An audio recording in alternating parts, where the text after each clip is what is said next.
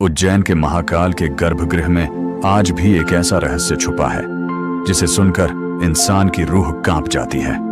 कहते हैं जब विक्रमादित्य के समय में उज्जैन पर नाश का साया मंडराया तो नगर के ऋषियों ने चेतावनी दी थी, महाकाल सोए नहीं है, वो हर सांस में इस भूमि की रक्षा कर रहे हैं। लेकिन असली खेल तो रात के तीसरे पहर से शुरू होता है, जब मंदिर की घंटियां थम जाती हैं और पूरा उज्जैन एक अजीब सी खामोशी में डूब जाता है। पुरानी कथाओं के अनुसार उस समय मंदिर की दीवारों पर हल्की कंपन महसूस होती है, जैसे कोई अदृश्य शक्ति भीतर घूम रही हो। कई सदियों पहले मंदिर के एक पुजारी ने अपने आखिरी श्वास में कहा था कि उन्होंने महाकाल को जागृत रूप में देखा।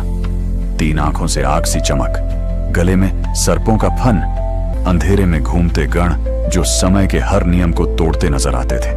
स्थानीय लोग बताते हैं कि भस्मारती के समय जलती चिता की भस्म जब शिवलिंग को छूती है तो कुछ पल के लिए पूरा मंदिर हल्का सा थरथराता है, मानो देव स्वयं प्रकट होने वाले हों। कई यात्रियों ने दावा किया कि महाकाल कॉरिडोर के पीछे मौजूद प्राचीन सुरंग से कभी-कभी बेहद धीमी आवाजें आती हैं, जैसे शंख की ध्वनि या फिर किसी विशाल शक्ति की गूंज जिसे सामान्य मनुष्य समझ ही नहीं सकता।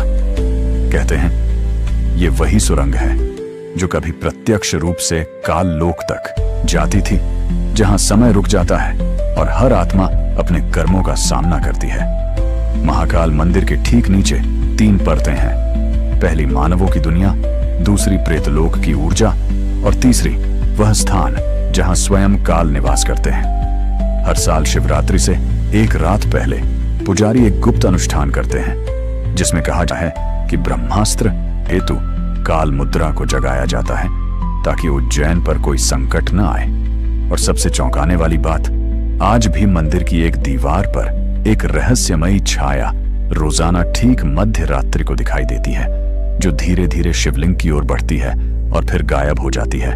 पुजारियों के अनुसार ये स्वयं काल का संकेत है। शायद इसीलिए इस स्थान को महाकाल कहा जाता है, क्योंकि यहां समय खत्म नहीं होता, समय खुद अपने स्वामी की सेवा में खड़ा रहता है। यही उज्जैन महाकाल का रहस्य है, जहां कदम रखते ही लगता है कि देवता नहीं, समय का राजा